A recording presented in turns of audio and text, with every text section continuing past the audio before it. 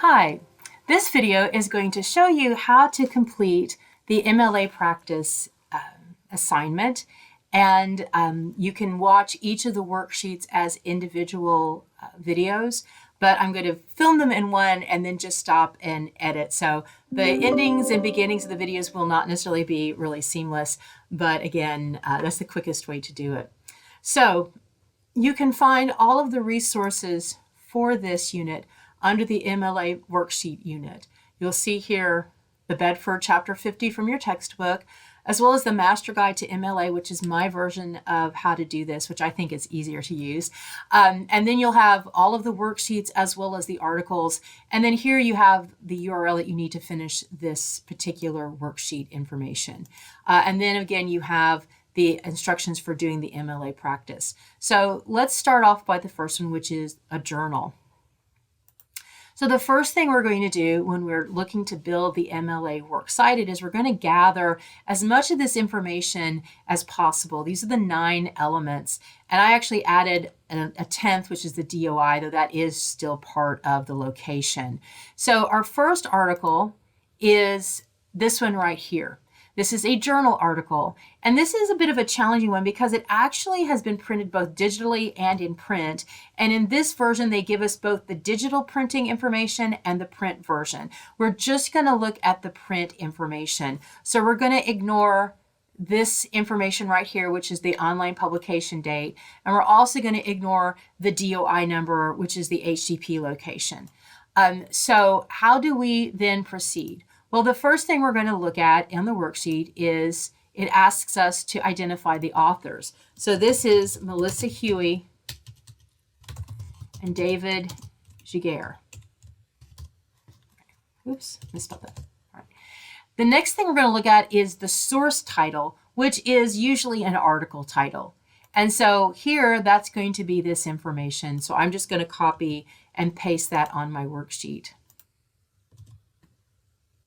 The title of the journal is the title of the container, which is what we call that in general. So that's going to be right up here. Most periodicals have the titles in either the header or the footer. So I'm going to copy that and paste that right here. Now I'm looking for volume and issue. For journals, we look for volume and issue. So a scholarly article is a journal, by the way. For magazines and newspapers that are also periodicals, we might have volume and number information, but we only use day, month, and year. So journals, we're going to use volume, number, or issue, and year.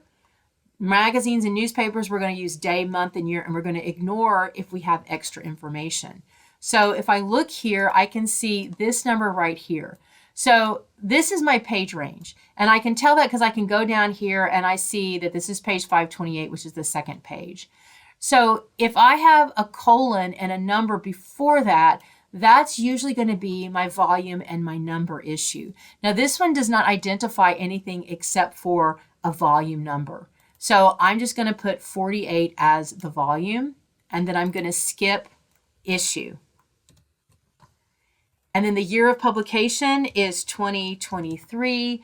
The page range is 527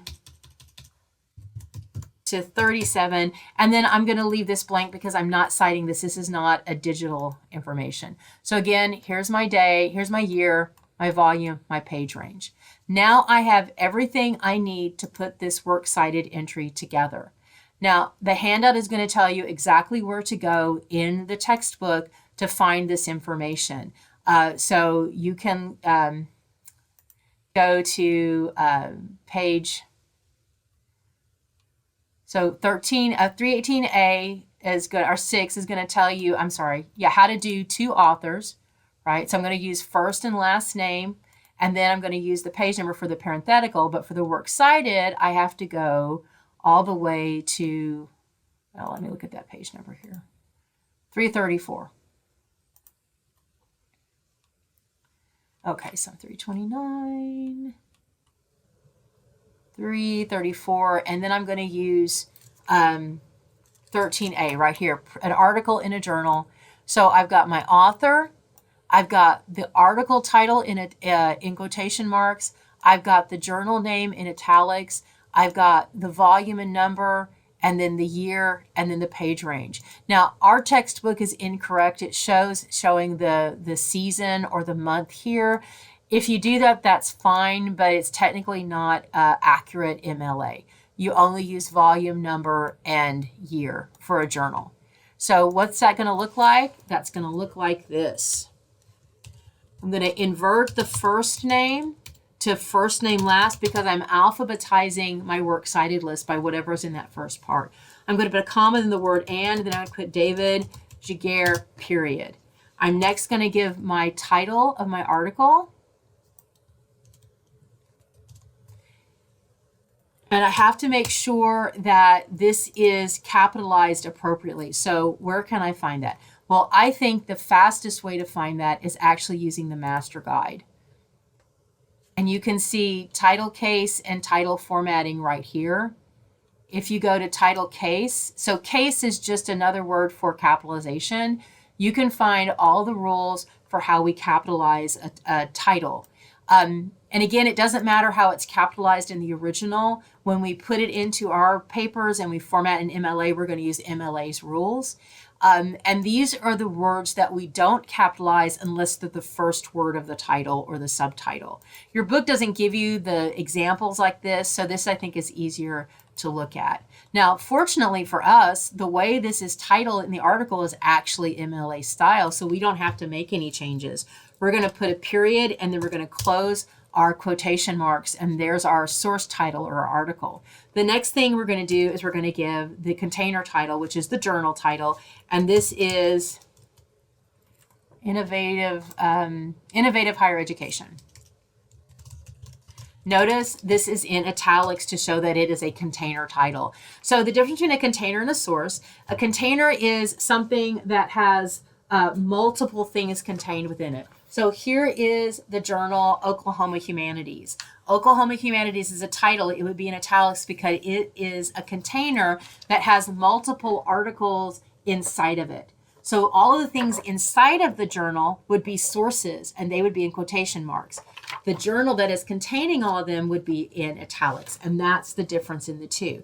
If you look at the master guide, right down here where it says title formatting, it has a section on sources and a section on containers, and it gives you some common things that are sources and some common things that are containers.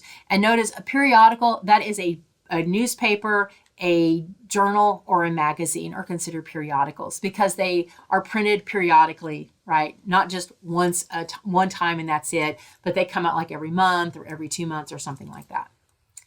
Okay, so now I'm going to come back here and I'm going to put a comma. And the next thing I'm looking for here, you can see, is I'm going to do my volume, so this is the version, and then the year would be the date. So because I only have a volume, sorry, I'll get back here. I'm going to put VOL period 48, comma. Now this is where I would put the issue. And if I have an issue, I always label it as NO for number, and then I put the number, but I don't have one, so I'm going to put the year, 2023, comma. And now I'm going to put the location that this article or source appears in the container, and that's a page range. So I'm going to say PP period for pages.